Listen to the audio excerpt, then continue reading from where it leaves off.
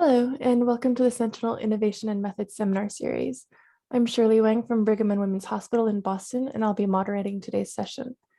The U.S. Food and Drug Administration's Sentinel system helps to address questions related to the safety and effectiveness of marketed medical products. The Sentinel Innovation Center focuses on developing innovative methods to further advance Sentinel by leveraging new data sources, building new tools, and enhancing real-world evidence capabilities through advanced analytics. The Sentinel Operations Center focuses on supporting FDA in the use of Sentinel Common Data Model and associated modular programs or tools to gather evidence to support regulatory decision-making.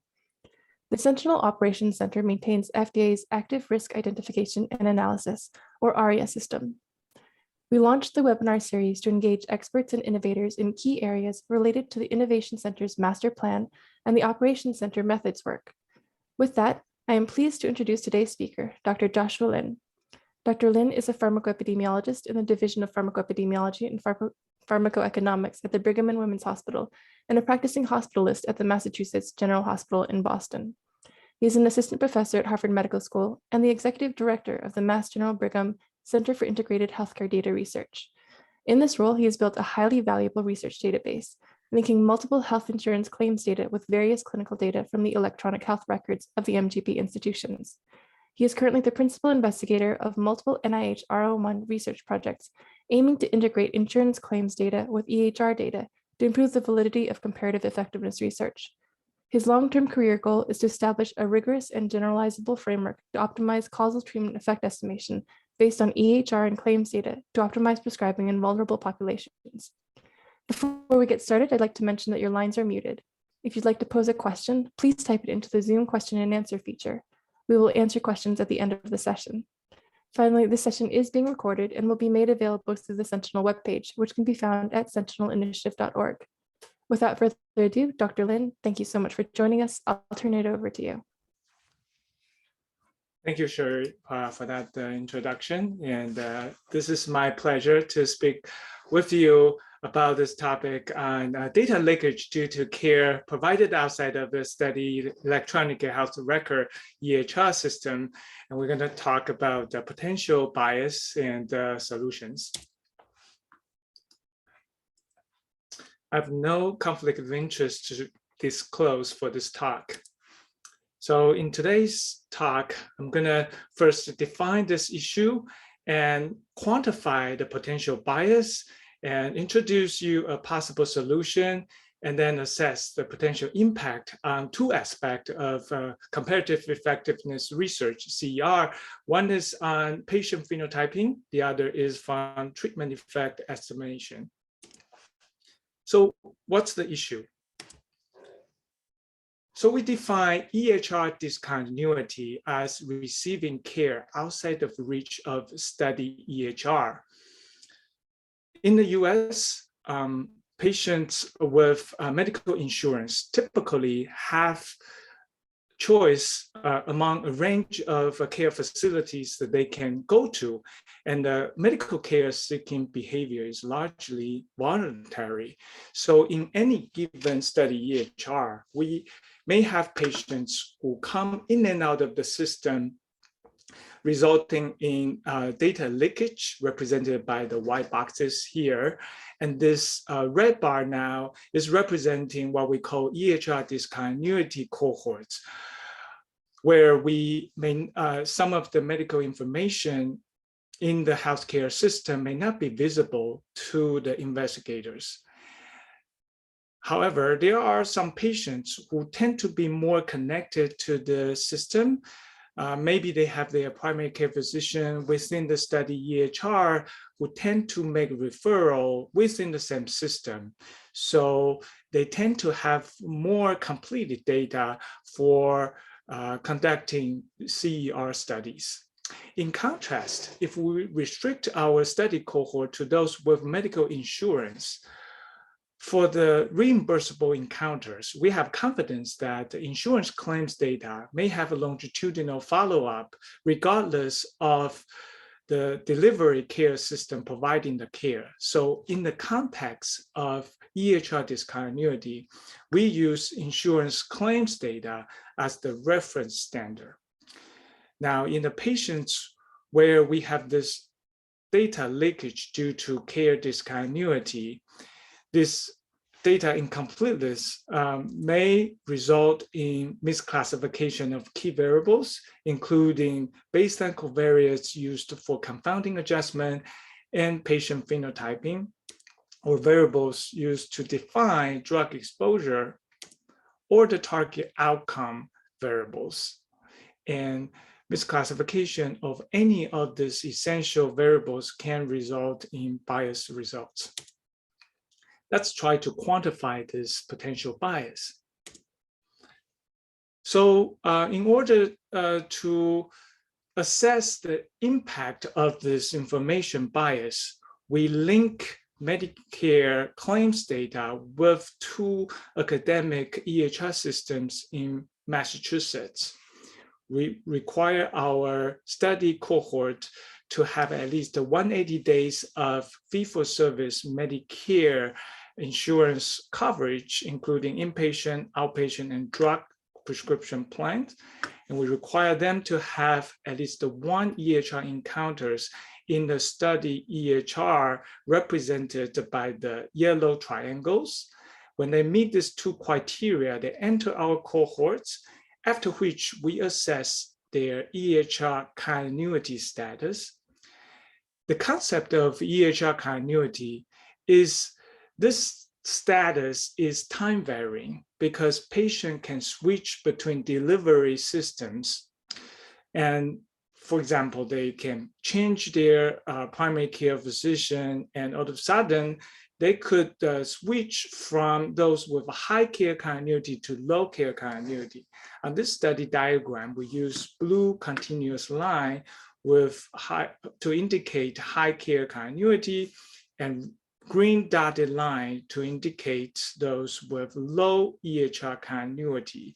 And we assess such status for every single year during the study period, and we allow it to be time varied. And for the same time frame, we also correlate the EHR continuity with their classification of key variables in that same period. And how do we quantify EHR continuity?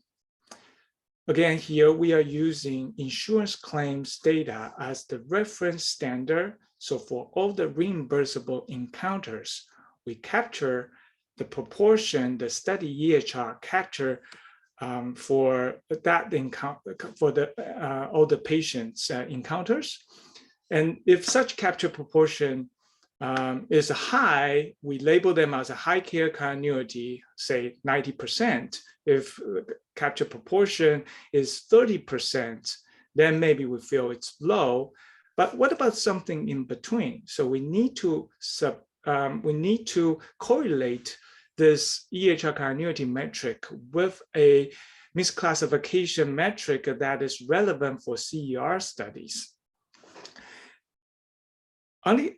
Also, we have to be mindful for the fact that the outpatient versus inpatient care setting does affect coding practice and validity of the procedure and diagnosis code. And typically in pharmacoepi studies, we rely more on the inpatient than outpatient codes because many outcome validation studies were largely based on inpatient codes.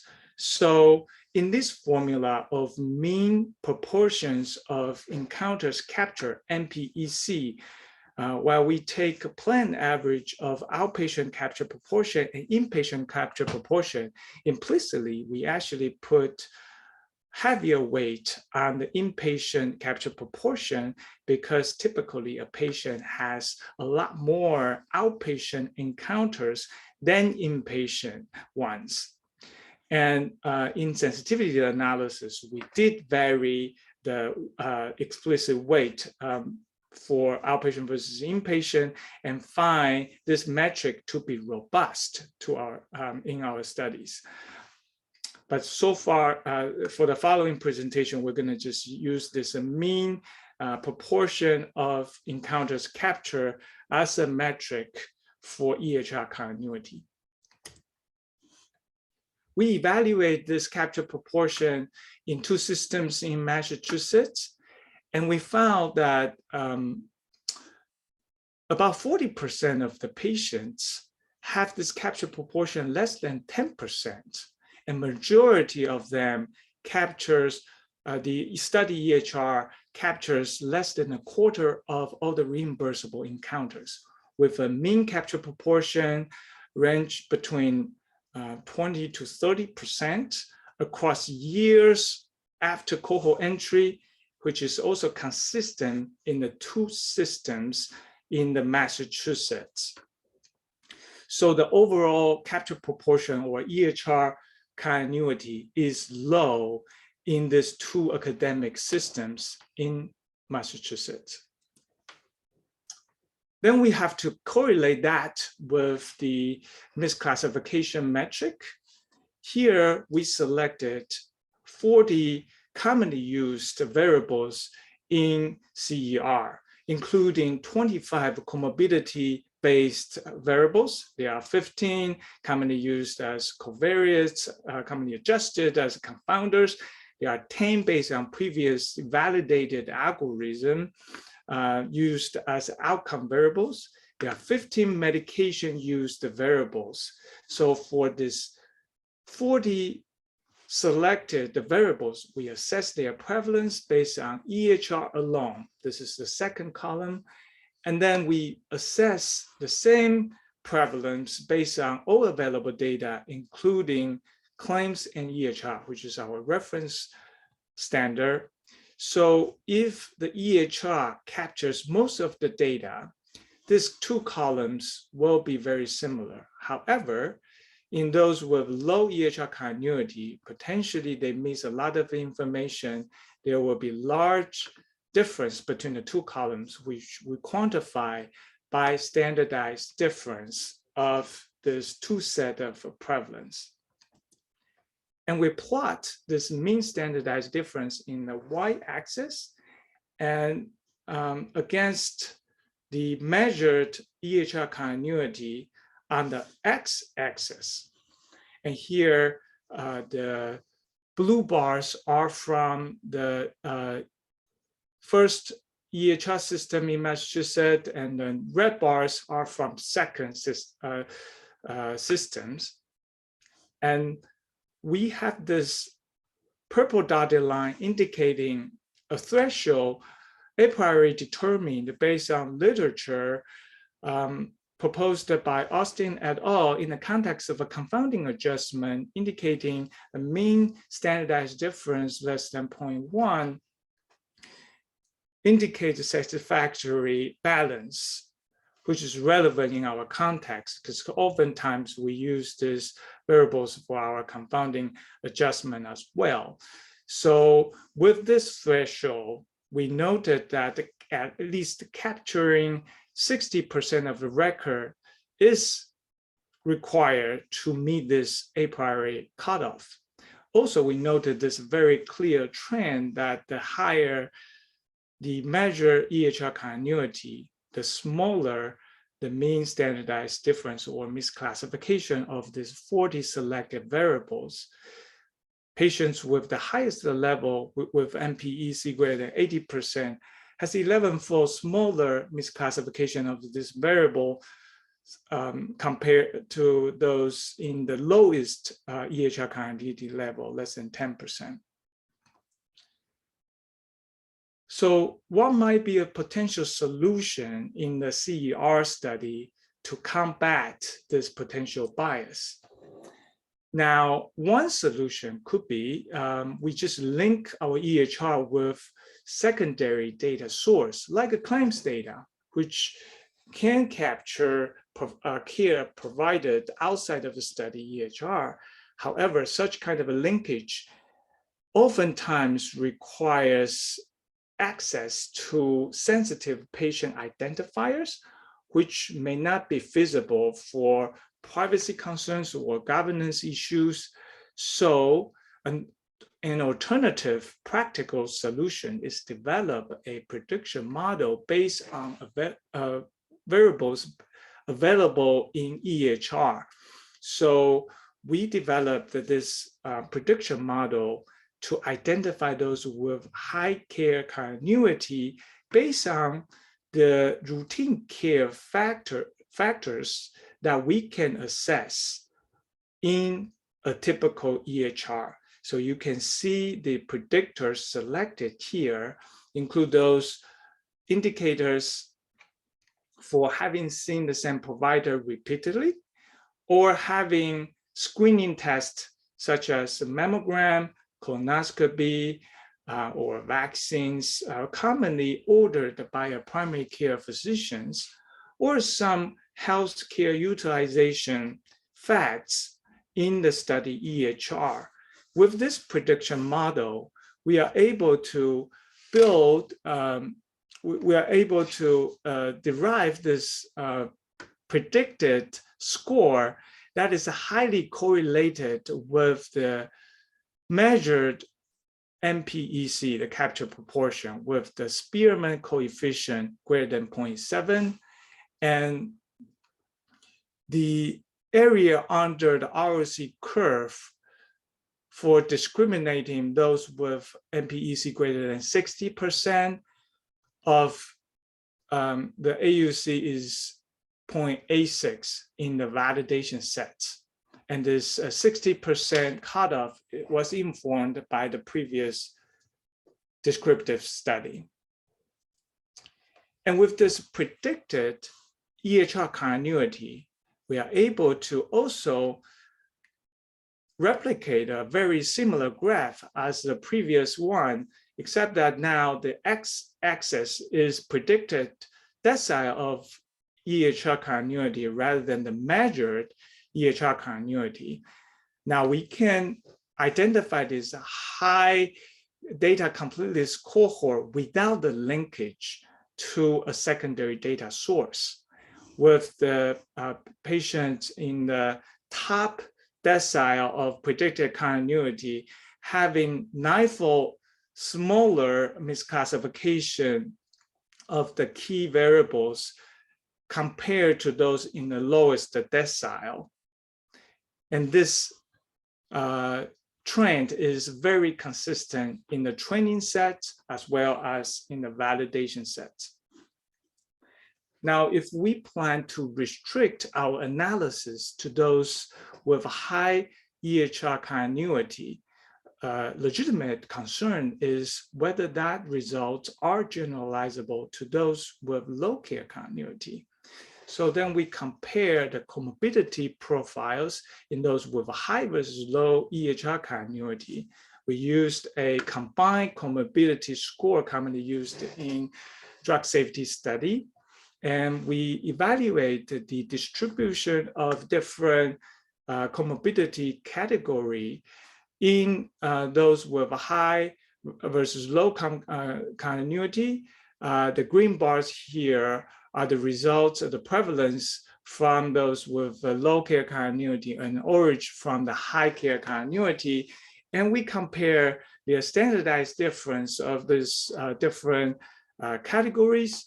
And then we found the mean to be 0.02, well below 0.1, just in the in reference to our usual 0.1 cutoff, indicating that the comorbidity profiles are quite similar in those with high versus low care continuity.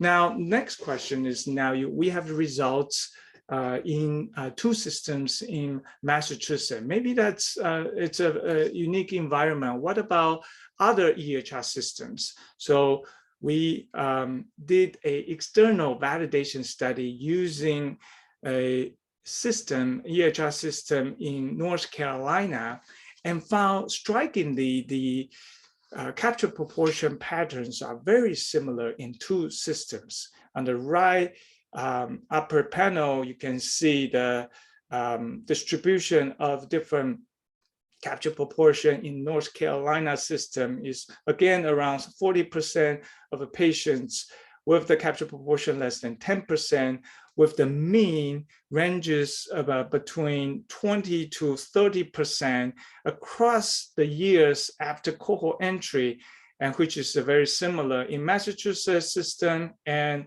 North Carolina system. And we try to correlate the EHR continuity with the misclassification of different types of variables.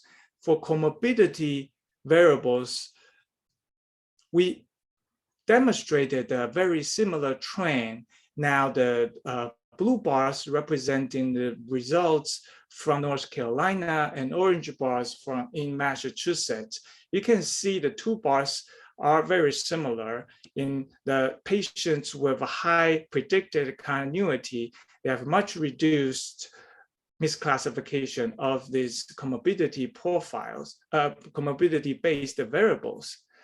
Such trend can be shown also for drug exposure variables.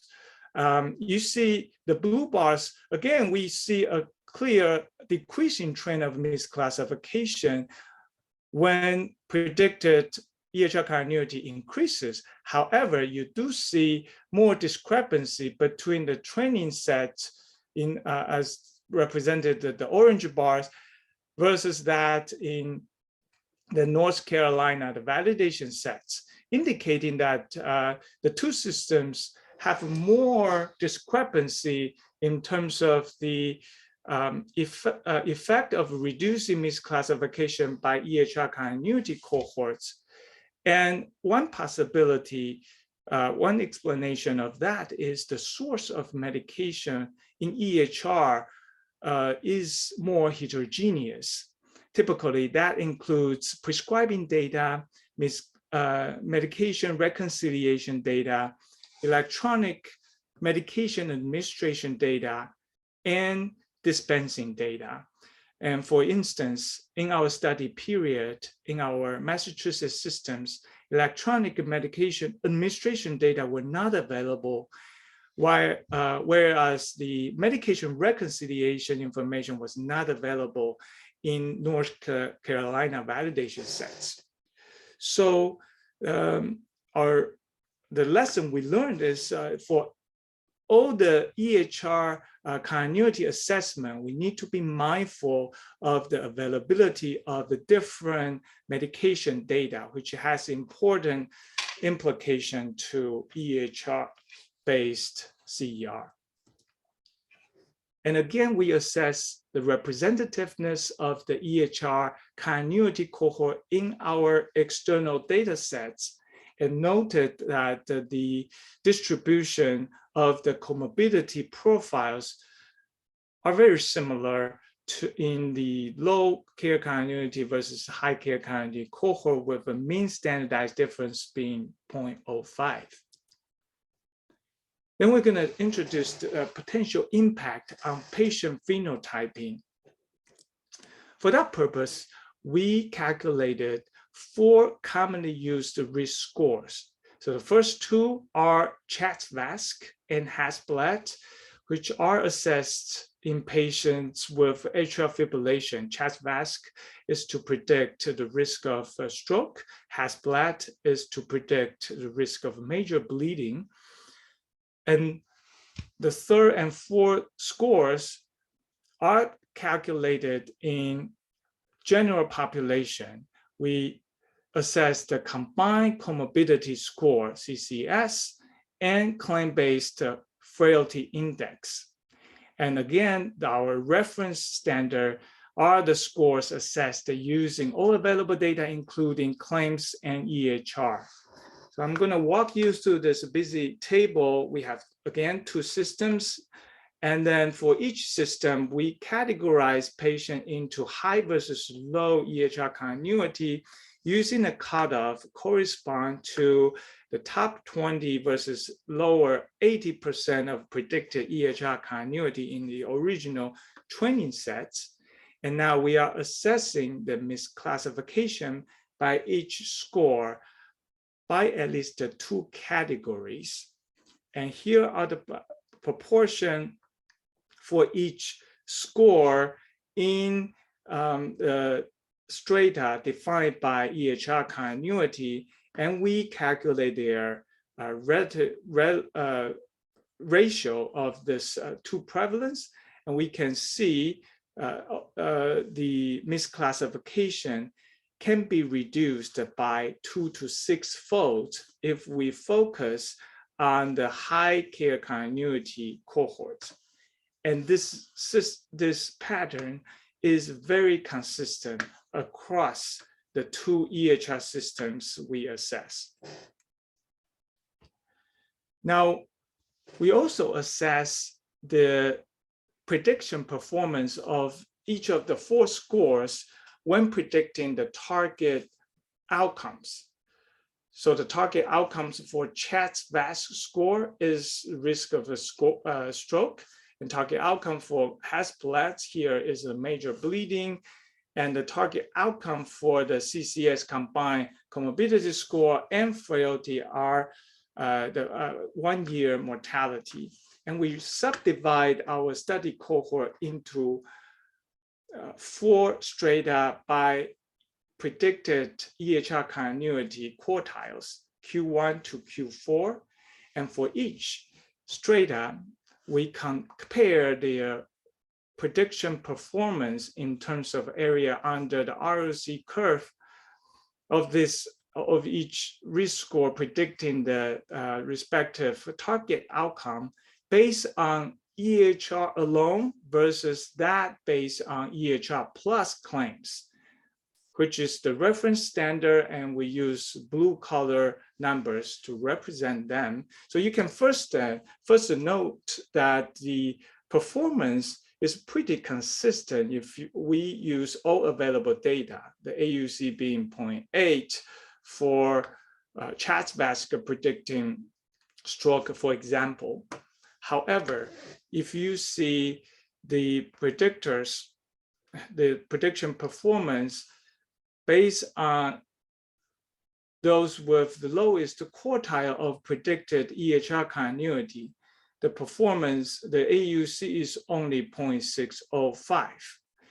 And this performance can be improved when we focus on those with the highest predicted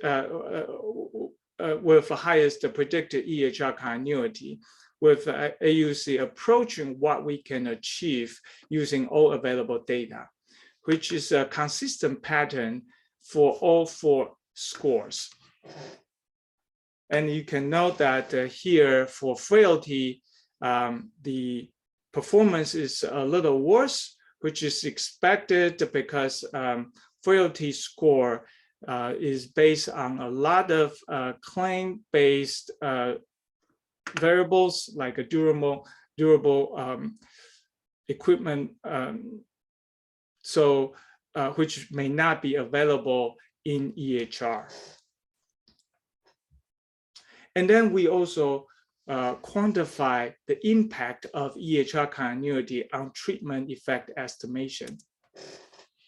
Here, we want to assess this impact by different research scenario, because we believe such kind of impact is context specific. We have 4 scenarios here. First one is to compare effect of acute medication on short-term outcome. The example used here is the effect of Bactrim versus cephalexin, 2 antibiotics, in relation to 30-day hyperkalemia.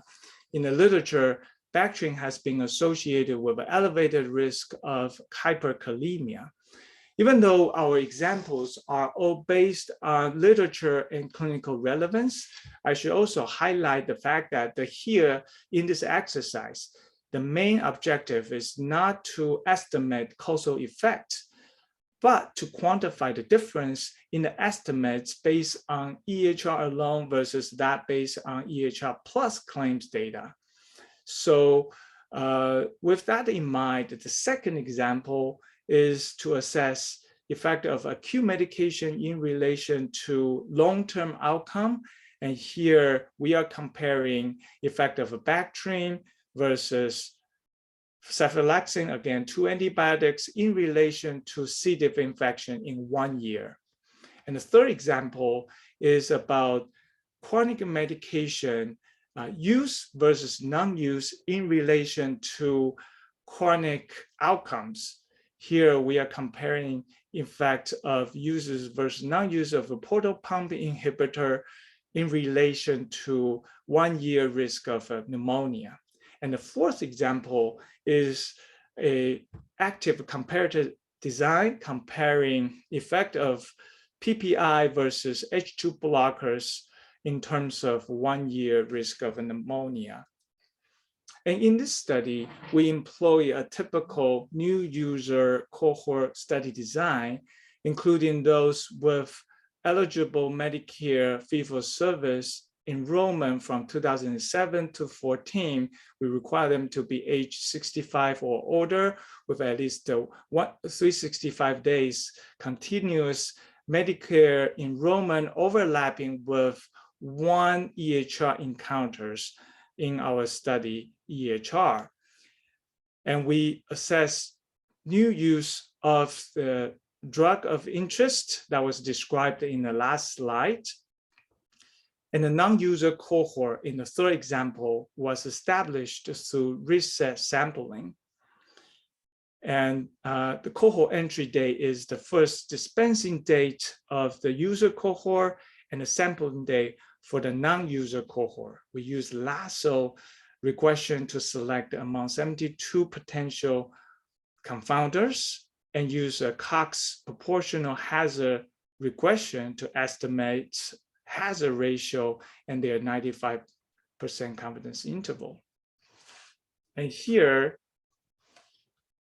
we can see there are 2 examples here. So the first blue shaded panel is for acute medication in relation to short-term outcomes. Here we have 4 strata by their predicted EHR continuity. We compare in each stratum the estimates based on EHR only versus that based on EHR plus claims. And we can see as the EHR continuity increases, the outcome event captured by the study EHR also increases.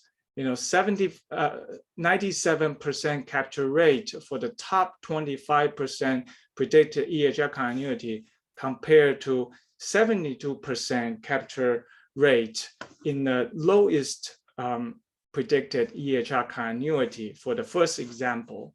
And also the bias was substantially reduced in those with the top predicted continuity compared to those with low continuity. And such effect, such trend is more pronounced in the long-term outcome example when we compare the same drug exposure. So on the lower panel, you can see the capture rate in the top 25% now is 63%, and the lower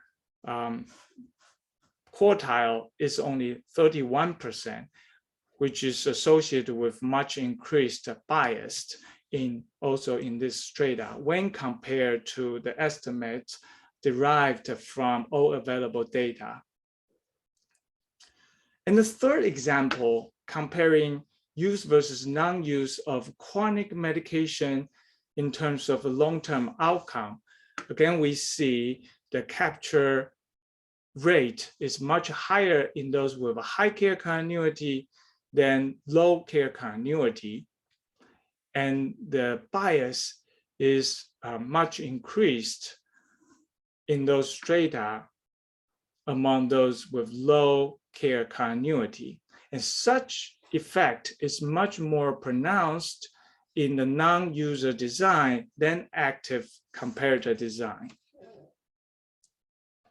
And now next question is, if we restrict our analysis to those with a high care continuity, would that result be generalizable? So then we use all available data. Here, the results are based on claims plus EHR and assess their hazard ratio, and we compare all the subgroup specific hazard ratio to the estimate derived in the top 25% of care continuity. And so we're going to focus on the last two columns, where largely we don't find statistically significant treatment effect heterogeneity by EHR continuity. Although we have to acknowledge that in some strata, because of small numbers, the estimate do fluctuate a bit, but few of them is significant. In all these comparisons, there's only one significant p-values which did not hold consistent when we look at in another system for the same strata. So overall, we concluded there's no clear evidence of treatment effect heterogeneity by EHR continuity when results are based on all available data, including claims data.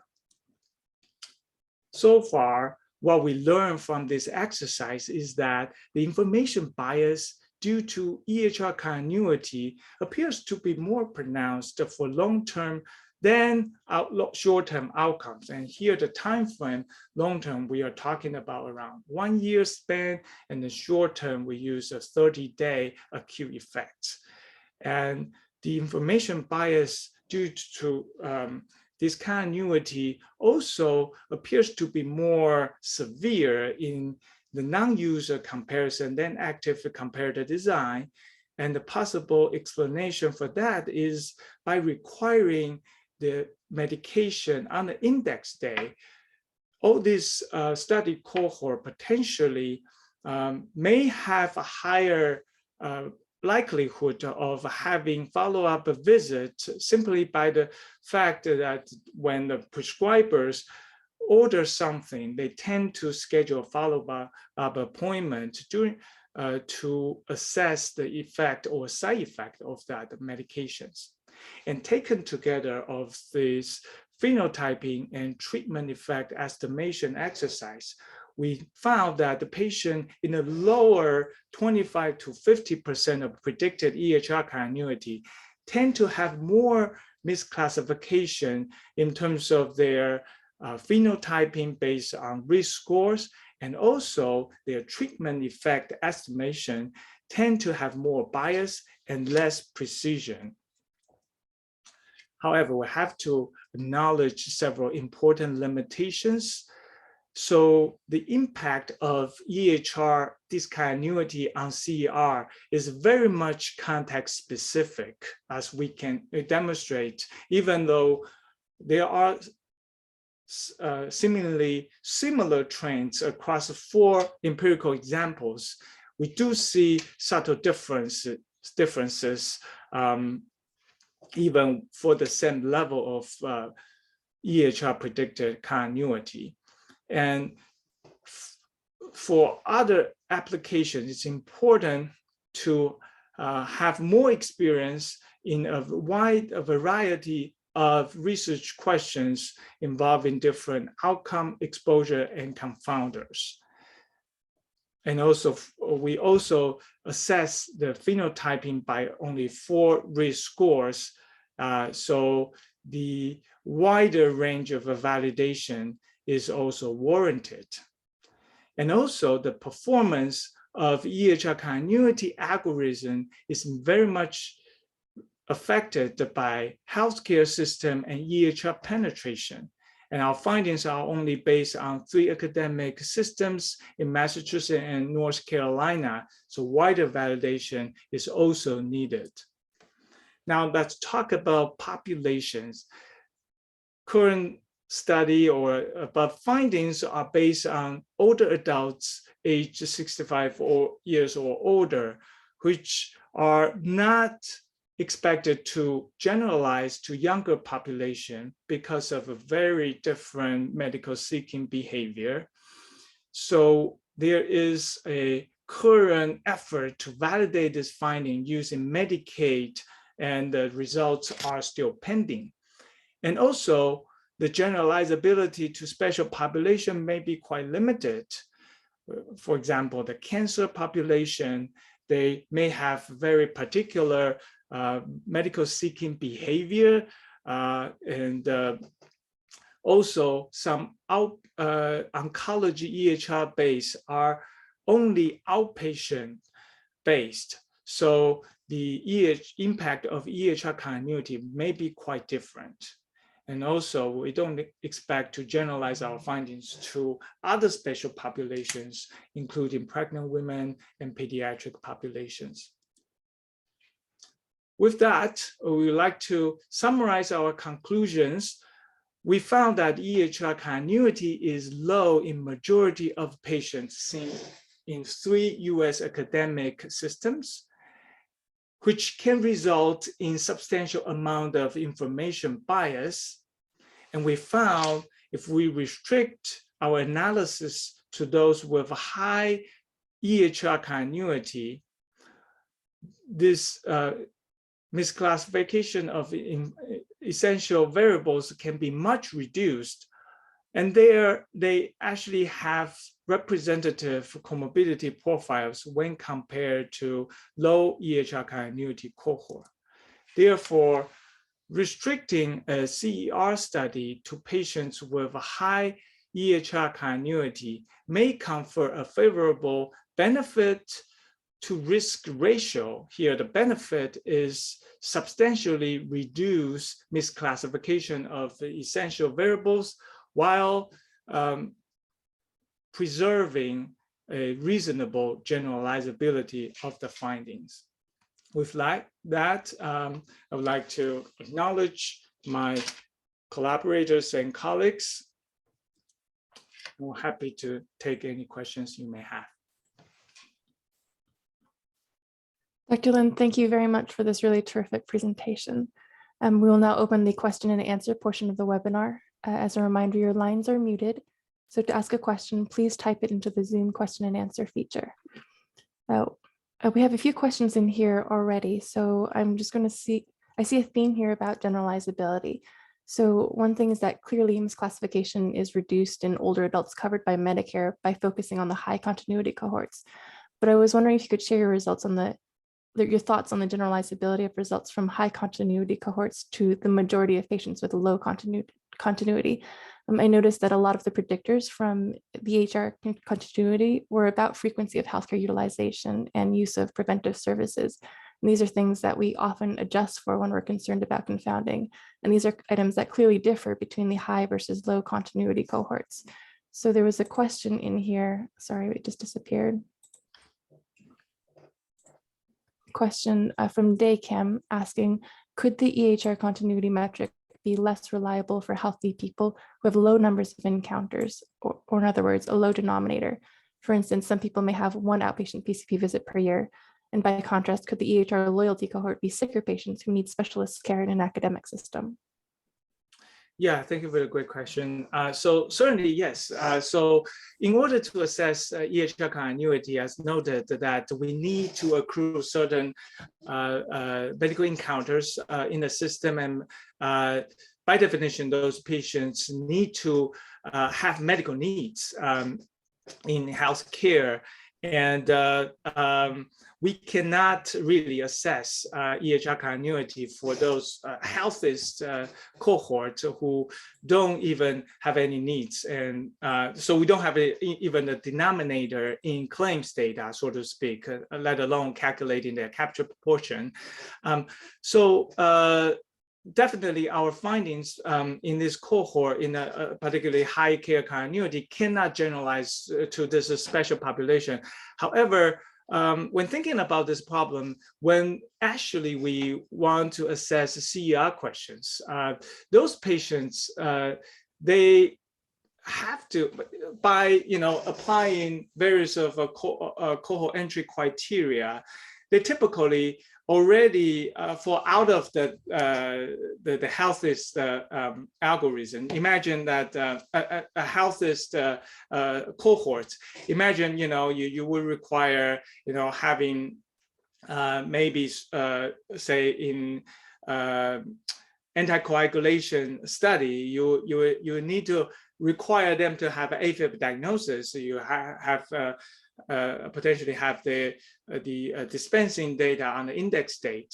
And typically for CER relevant questions, really we are focusing on those who will easily have enough data for us to assess their EHR continuity in study EHR. So I think that's a limitation for this approach, but in the context of a CER, probably not as crucial because what we need to, the population that we typically include in our study population will have enough data for us to assess EHR continuity.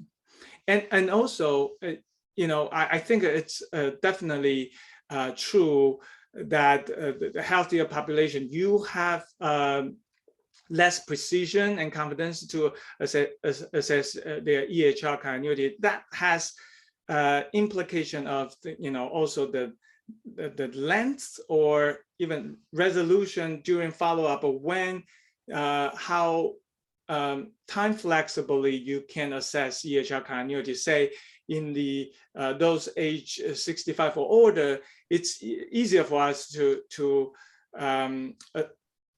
assess EHR continuity for all the year during follow-up, because we expect this population to at least have one encounter in any given year, probably more. But for healthier population, and you may not expect, say, young population to have encounter that frequently. Maybe we have to lengthen the study period or the time frame for each. You can assess this time-varying EHR status. So for the current study, for this population age 65 or older, we did vary that length, from 365 days to 545 days, for example, and we didn't see much of a difference, indicating that 1 year time frame we have a fair confidence that we have enough data to assess their EHR continuity.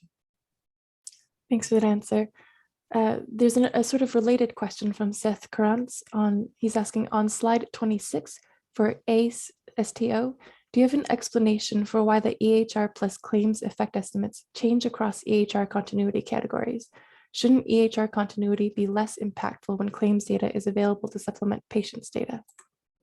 Sorry, that's a slide 26. 26. Mm-hmm.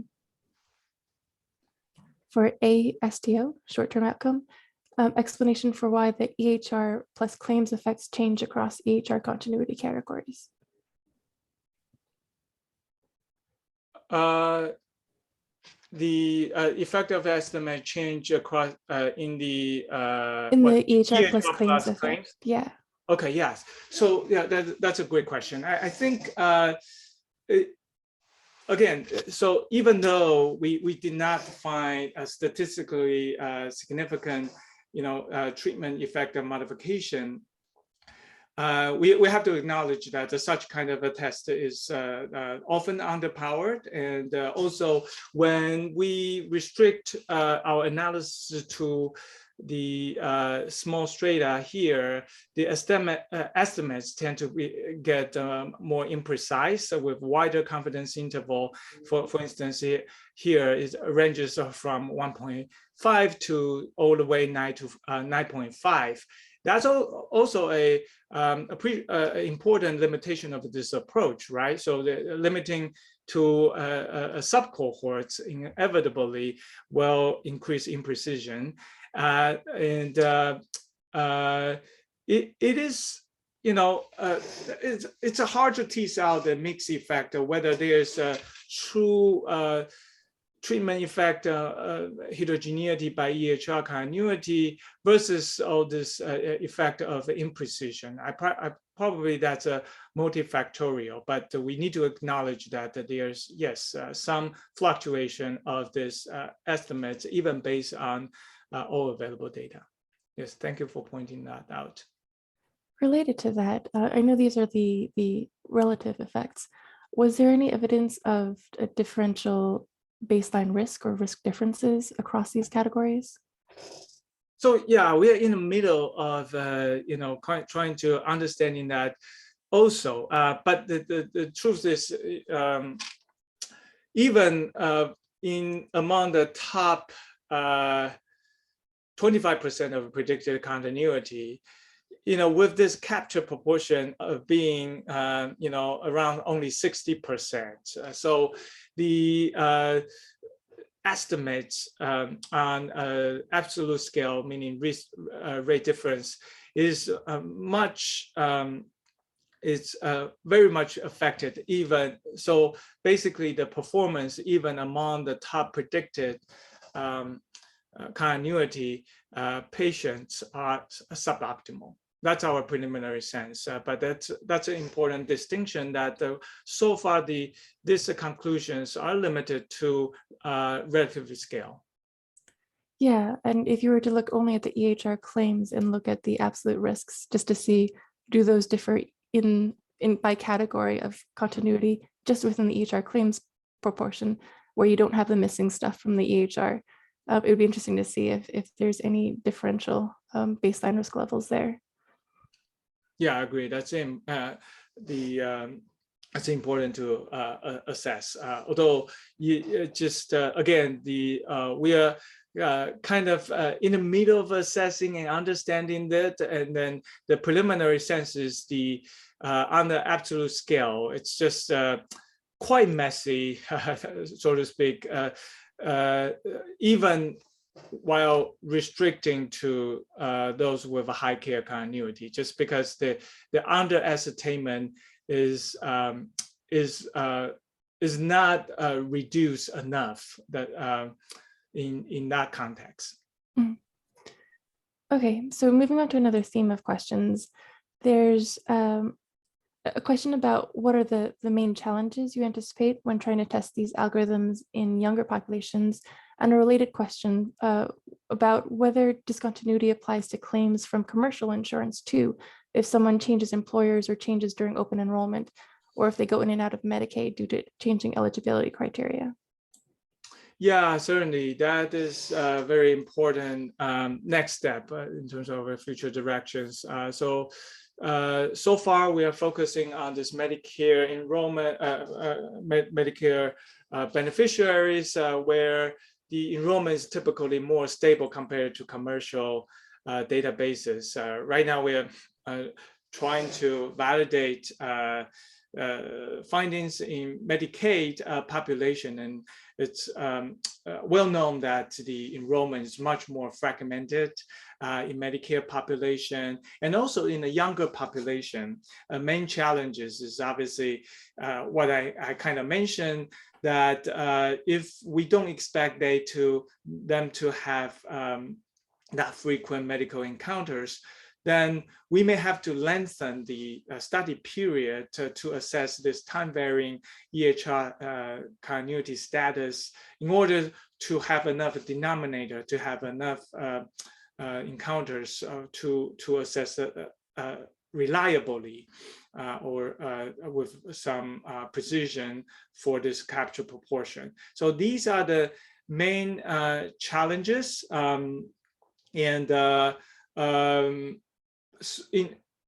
another challenge of assessing or doing the same exercise in using commercial databases is much more challenging logistically to link the commercial database with EHR. Simply because of the governance issue. We've actually attempted several times, approached several vendors, and they all are very nervous about this data linkage thing because all this privacy concerns, which exist also for CMS data, obviously, but we are doing this very carefully under IRB and data use agreement with CMS, and we have not encountered any issues there.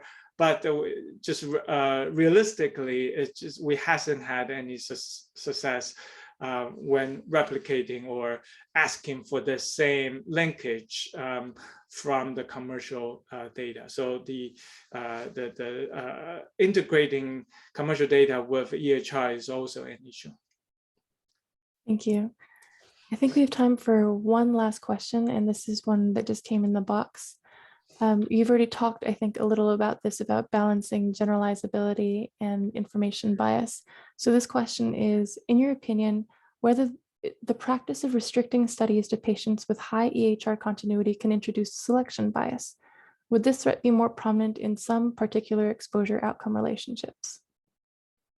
So in order to induce selection bias, so one key thing is that this selection criteria has to associate with both exposure and outcomes, so simultaneously. And and then the nature of EHR continuity, we have done. It is related to health utilization for sure. So it's if such selection is so far this all the predictors are pretty generic. It's not associated to the best of our knowledge in any systematic way of any kind of pharmacoepi exposures, but I cannot exclude a potential causal DAG structure that could create such kind of selection bias. So right now we acknowledge that the assessment is pretty descriptive, assessing kind of this treatment effect heterogeneity by EHR continuity.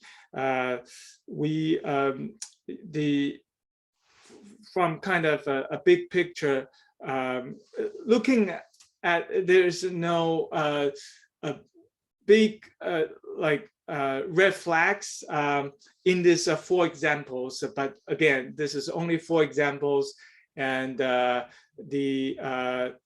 going forward, we cannot exclude the possibility that this can potentially introduce additional bias. But I kind of feel in observational studies there is kind of just a trade-off, which impact may have a heavier weight. So now we are waiting this information bias that is very substantial, that we can already demonstrate by some theoretic concerns about generalizability and selection bias. So far we are seeing this scale is tilting towards the restricting to patients with a higher data completeness, but we should not ignore other concerns. That's our kind of current learning from this exercise. Thank you. So we're at the end of the hour, so I'd just like to once again thank Dr. Lin for presenting today's webinar. As a reminder, this session has been recorded and will be made available through the Sentinel webpage.